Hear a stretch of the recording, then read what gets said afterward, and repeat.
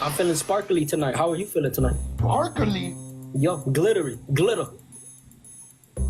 What you know about that glitter? I don't know nothing about none of that. It's like I'm looking at two different types of hepatitis. These archetypes of people are every parent's worst nightmare. The wannabe gangster kid diddler and the deadbeat mom that dates them. Honestly, the saddest thing out of all of this is the fact that he spent his last moments of freedom hanging out with Ash Trevino. You couldn't even pay me to be in the same area code as that hobgoblin. But as horrifying as this crossover is, I do gotta say it's nice to see Dkane try to date someone who finally graduated high school. Alright, welcome back, ladies and ladies with dicks. I hope everyone is clutching Glocks and serving pee on them blocks today, because this video is about one of the most notorious gangsters who ever lived, going by the name of Dkane. He's done some thuggery shit like posting thirst traps on TikTok and stabbing his grandparents over a dispute. He beats not only on females, he beats on his grandparents actually too. His grandma. The abuelito? Yeah, those charges, he says, oh, look at my charges. 2 of those charges are from his grandma and his grandpa for stabbing them.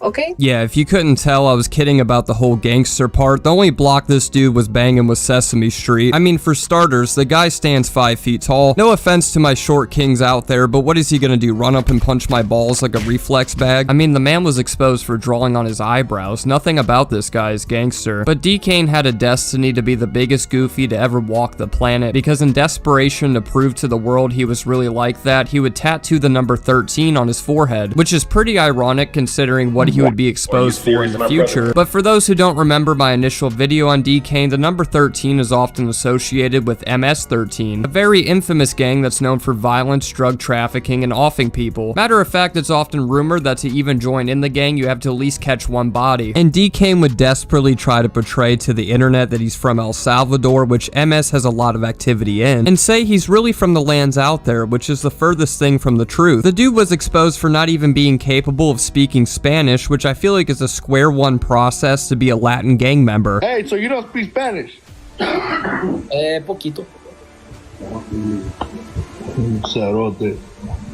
Hola. Marrana. Don't even say it, A-Rad. Don't even finish that sentence. We're not even mentioning the fact that Dkane would immediately get his cheeks stretched out like some silly putty if he actually did step foot in El Salvador. For those who don't recall, let me sit you down and give you a little crash course. For the longest time, El Salvador was hailed as one of the most dangerous countries to ever visit. A barren wasteland full of criminals and gangsters alike that terrorized its citizens. It's also where MS-13 grew to have the most power. But that was all until their newly elected president, Nayib Bukele, basically transformed the place from O-Block to Glove World by implementing a new law calling for anyone who has gang-related tattoos to be immediately sentenced to life in prison, since it's often believed anyone who's in a gang down there has already took someone's life, meaning on the 1% chance Dkane is actually telling the truth, the moment he visits his supposed homeland, his ass would be scooped off the streets and thrown into a cell full of a bunch of real gang members that would tear him to pieces. Even his old TikTok friends like the streamer Lala would try to warn him about the danger he puts himself in by impersonating as a member of MS, because they absolutely despise people who mock or imitate them. But of course, Dkane couldn't give one luck of a fuck about any of that. He wore the tattoo as a badge of honor. 1 in that 3, you know what, bro? Dkane, I promise you, Dkane, I'm not saying this in a bad way. You are not a member. Bro, honestly, all of that. They do not know who you are.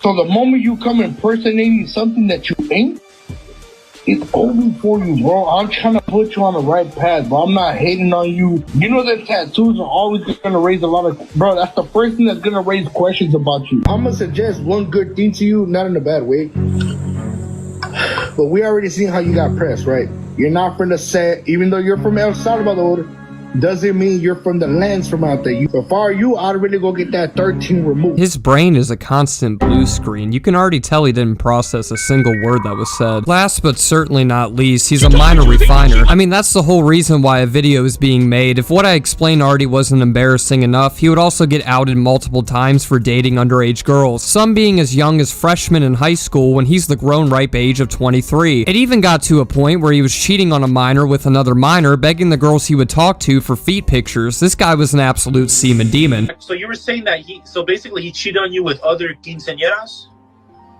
Yeah. Other younger girls? Mm-hmm. younger than you, basically, allegedly? Like a year or two. There's actually screenshots that I have when I was with him. I was laying next to him, and girls were arguing with me, and a freshman girl, that's a freshman, Yeah. that literally just became a freshman, and his 23-year-old ass was asking her for feet pictures. Yeah.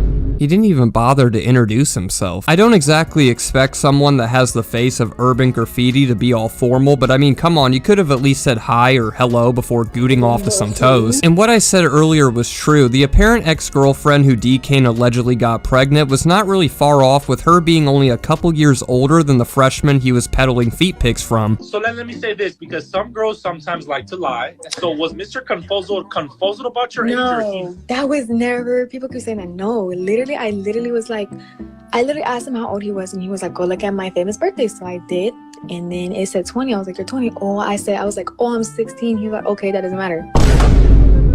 As long as we don't tell anybody, you're gonna be an adult anyway. What?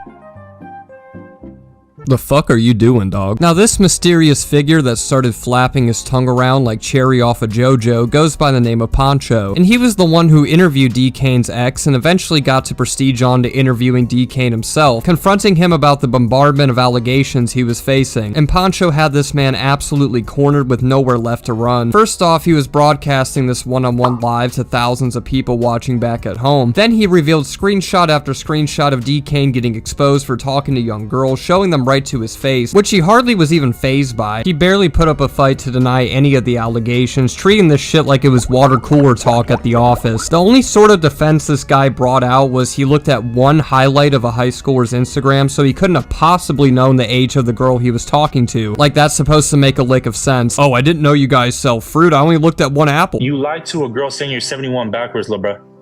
They're posting their high school locker room and their Instagram stories, and you don't figure out that they're young age. Nobody goes through their highlights. I went through one highlight and just went like that and sent a DM.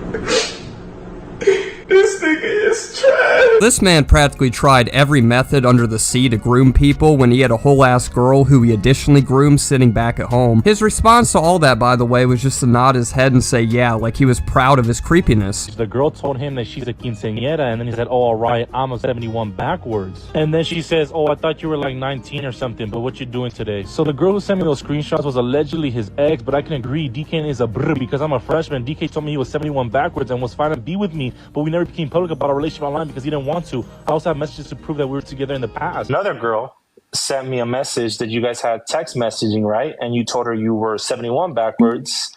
She clicked on your number. I do have your number, let's not say. And it matches to your number. So that's another girl. It's beyond science to figure out why this guy is sitting in jail right now. I think I'm finally done looking at our little 2025 Dkane Wrapped and think it's time to move on to what happened to him after my initial video, because he turned from what was already bad to catastrophically worse and landed himself where he was always destined to be, which was prison. And this would happen on two separate occasions within the same year. The first time was being arrested on a gun charge while hanging out with Ash Trevino. According to local articles, they're saying he had a switch, which is an illegal mod you put on pistols that turned them into machine guns. Ash Trevino, Dkane, and his girlfriend, among others, were all at a food court enjoying a nice lunch, having the full intention of dining and dashing, as it was a trend to do on TikTok, I guess. But once confronted by a waiter that picked up what was going on, another guy in the group going by the name of Marco threatened to pull a gun on him. And as a little side quest, Ash Trevino started beefing with a random woman because it's Ash Trevino. The whole altercation led to the cops being called and Dkane's crew getting searched in a nearby rainforest cafe. His gun ended up being traced back to him and he was promptly arrested. Of course, with Dkane being a paragon of chivalry, he would pass the gun off to his girlfriend like a true gentleman, getting her arrested too. His girlfriend's family would be respectively outraged by the entire situation, with the stepmother writing a whole rant on Facebook about how much she despises Dkane and would also defend her stepdaughter's innocence. The rant would start off by saying, I am Dkane's girlfriend's stepmother. My husband and I are upset about this whole situation. We even tried to warn her and tell her to stay away from him, but she is an adult, I highly doubt that, and there wasn't much else we could do. The night this all happened, she texted my husband and told us what was going on. Next thing we knew, she wasn't responding and we knew that she had been arrested. She then called us from jail and told us that Dkane or his people were going to bond her out. No one reached out to me, and that stupid grown-ass woman Ash that is in her 30s should be taking care of her own kids instead of hanging out with a bunch of kids. I don't want to be ghetto, but this bitch pushes me to the old me. There's all these rumors going around around about her taking the rap for Ash, and no, she did not. We are currently posting her bond, so she'll be out soon, and for those weirdos or trolls that don't believe me and think I would make up such embarrassing things, I will leave proof as well. I hope all this drama is a thing of the past, but all those hateful comments about my stepdaughter needs to stop. She was innocent in the whole thing and was just hanging around people that obviously didn't care for her. Dkane always tries to control her, and I did add a vid for proof as well. This is a nightmare for us, and I ask that you please put yourself in our place instead of judging. And the video attached is a pretty hard watch. He tries to act like he's reached peak masculinity for ordering his girl around to do simple chores, and if that didn't sound like pimp status, he would also snatch her phone then lash out on his girlfriend for asking why he has it, despite it being widely known this man cheats for a sport. Every girl who had the misfortune of dating this scumbag has accused him of being unfaithful. It was rumored he had hundreds of girls' contacts in his phone, and who the hell knows how many of them were actually legal. So it's pretty ironic to see him be controlling and insinuate she's acting sneaky when he's the one who would literally risk his freedom just to keep himself a little side piece. Can you do me a favor? What? Throw this charger. Alright, give me your phone too. Why? Cause I said. Don't ask me no why. Go. Go. And to say romance is dead. I mean, this entire relationship looks like 3 custody battles and a DV charge waiting to happen. Thankfully, his girlfriend wouldn't have to worry about being with him for much longer, because not too long after this video dropped, Dkane would finally be arrested and thrown behind bars for real this time. On July 17th this year, he was charged with possession and intention to distribute cheese pizza. Each charge he got was a second-degree felony, which are punishable by 2 years at the lowest and 20 at the highest. Who would have thought all along that 13 was just a symbol of his love interest? And with all that TikTok money he loves to flex on the potential victims that watch him, you'd expect Dkane to hire Jayoma to be fighting along his side on the case. But after people started doing some digging, it would be revealed in his past court cases that he was too broke to even afford a lawyer. This whole time he was probably flexing his grandparents' retirement money. Matter of fact, I've been hiding a major plot twist from you guys. I have been paying for Dkane's lawyers without even knowing it, because the only thing he can afford is a public defender. This whole time, Dkane's freedom has been coming out of my pocket, all of our pockets, matter of fact. Everybody's tax dollars are being transferred to defend this humanized yeast infection. Attorney requested. All that money you made on TikTok,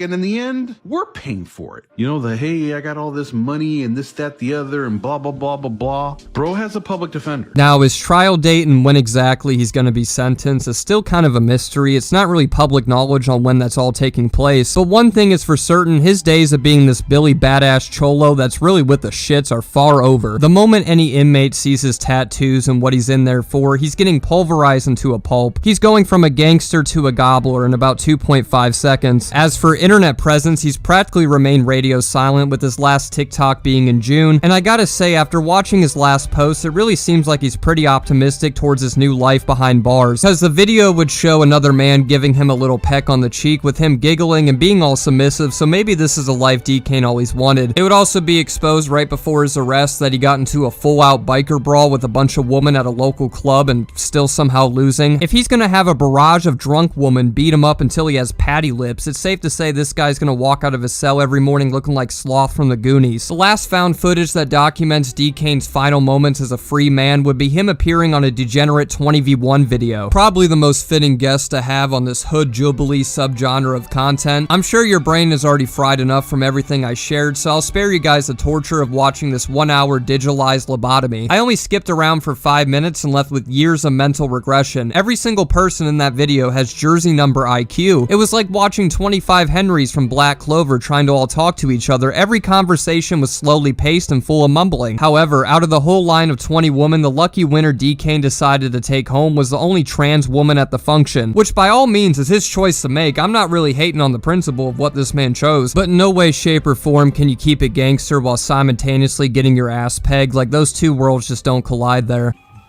Yeah, But yeah, I didn't know it was your birthday, and I got your birthday gift, but I can't give it to you right now. Do you want to know what it is? I do. I don't like surprises. You don't? No. Well, I feel like I got the best head ever, and I want to show you. So you want to say that one more time? I feel like I got the best head ever, and I want to show you.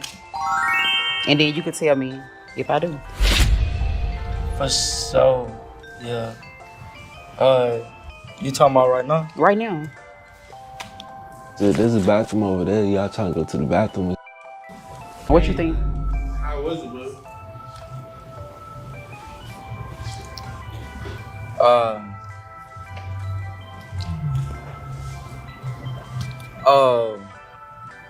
Yeah, It was good. yeah.